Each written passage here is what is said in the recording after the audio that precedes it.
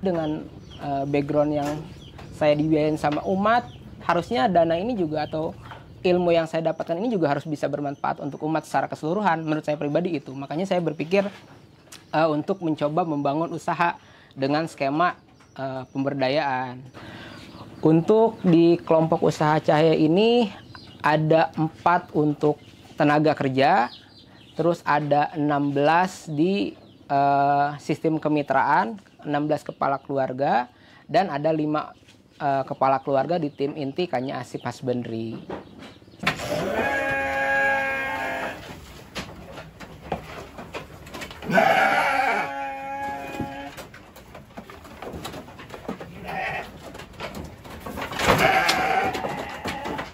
Assalamualaikum warahmatullahi wabarakatuh. Perkenalkan, nama saya Agus Sulaiman. Saya lulusan dari Sekolah Tinggi Ekonomi Islam SEBI dan mendapatkan beasiswa Cahaya Pintar dari YBM PLN di jurusan Akuntansi Syariah, dan alhamdulillah waktu itu saya lulus 7 semester dengan predikat cum laude.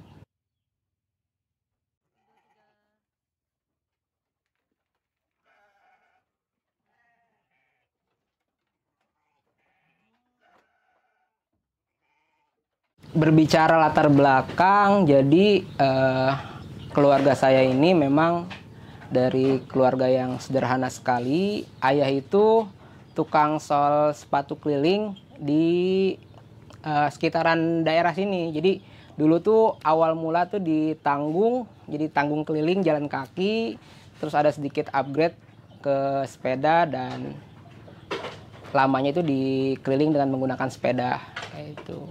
Jadi alhamdulillah waktu memulai usaha dari ternak ini, dulu saya membangun peternakan ini dibantu sama YBM PLN Pusat dengan dana zakat untuk dikelola sehingga bisa bermanfaat untuk saya dan masyarakat di sekitar sini. Jadi dulu pertama awal saya lulus kuliah, saya mencoba membangun ini dan mengajukan proposal usaha untuk ternak domba ke YBM PLN Pusat, dan alhamdulillah di approve dulu untuk 20 ekor ternak domba. Dan dulu dimulai kita memulai itu saya menggait 5 orang kepala keluarga. Jadi kita ngebangun tim itu dimulai dari 5 kepala keluarga seperti itu. Kenapa saya memilih untuk ternak domba? Pertama dari potensial keluarga. Jadi memang ayah ini juga dulu peternak.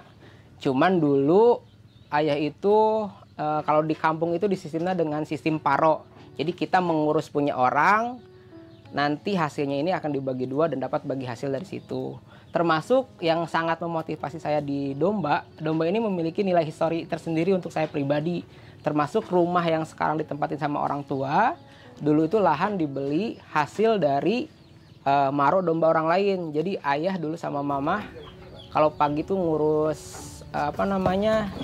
kebun orang, terus sorenya itu sambil ngarit rumput buat domba orang lain. Alhamdulillah punya anak dikumpul sampai beberapa tahun, dan akhirnya domba ini dijual, kebelilah lahan yang sekarang ditempat untuk rumah. Jadi bagi saya domba ini punya nilai yang sangat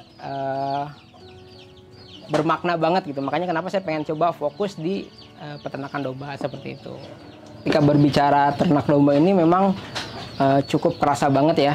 Pertama juga dari tentu, apalagi dulu pertama saya memulai ini banyak banyak perjuangan, karena ketika kita mengurus hewan itu beda ketika kita dengan mengurus sesuatu yang mati. Perlu perawatan ekstra dari segi pakan, kesehatan, kondisi, lingkungan, keadaan dari kandang atau tempat tinggalnya itu sendiri juga banyak yang harus kita perhatikan.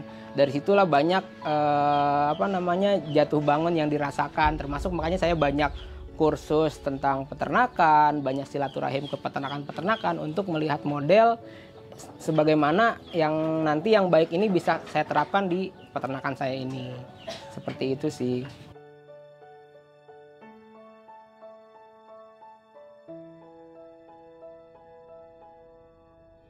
Pas sendiri juga lebih kepada membuat circle. Jadi kita membangun seperti dari kotorannya yang kita olah, kita jual sebagai nilai ekonomis, terus juga urinnya, terus sampai kita coba menjual pakan HPT atau hijauan pakan ternak, konsentrat, terus juga persediaan lain seperti mesin penggiling, pencacah, atau misalnya kandang dan hal lain sebagainya yang coba terus kita untuk kembangan. Seperti itu sih.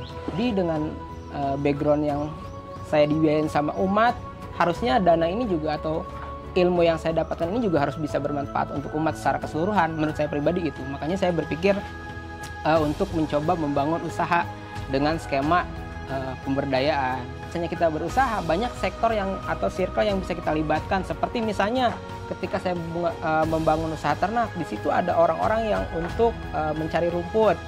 Mencari rumput dalam artian untuk misalnya kayak untuk persiapan pakan, mereka akan kita bayar. Itu ada orang yang kita berdayakan. Atau misalnya untuk bersih-bersih, itu juga ada orang yang kita berdayakan. Atau misalnya untuk penggilingan kotoran hewan, atau untuk fermentasi dan sebagainya, itu juga ada ada yang kita berdayakan. Termasuk dari circle penjualan. Kita juga menggunakan sistem fee referral yang mana ketika ada orang yang membantu jualan ke kita, mereka juga akan dapat fee yang mana itu akan menjadi pendapatan tambahan bagi mereka. Alhamdulillah, Kanya Asif Husbandry sendiri mulai berdiri dari tahun 2021, yaitu berarti udah jalan mau ke 3 tahun kurang lebih. Nah, ketika berbicara apa aja sih yang didapat, nah ini menurut saya yang kadang nggak diketahui sama orang-orang anak muda zaman sekarang.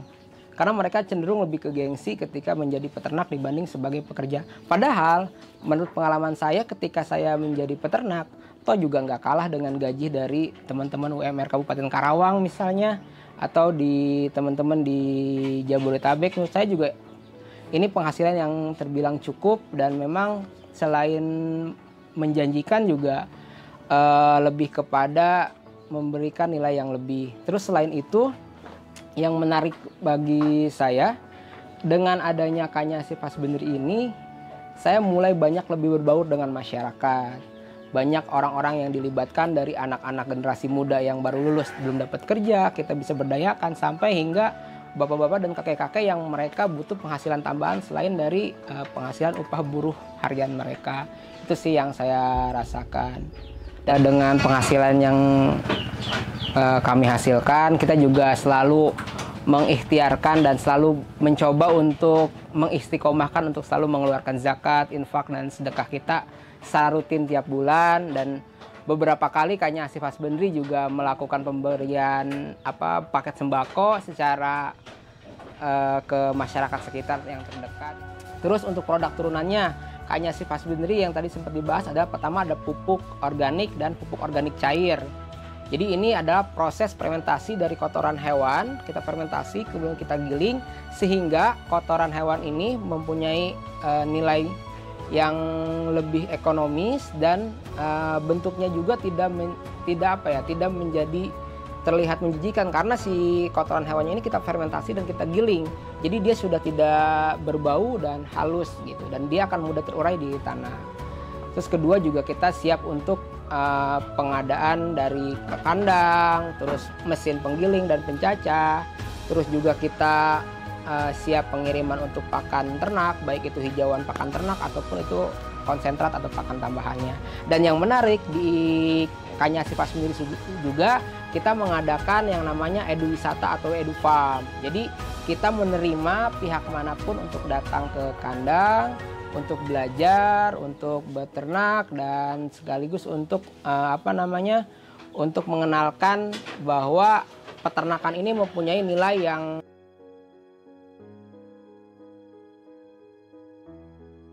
untuk Lebaran Haji sendiri tentu ini kalau Idul Adha itu bagi para peternak itu khususnya di domba dan sapi ini merupakan panen puncak dari masa peternakan mereka. Jadi sudah tentu Idul Kurban ini menjadi salah satu event besar bagi para peternak.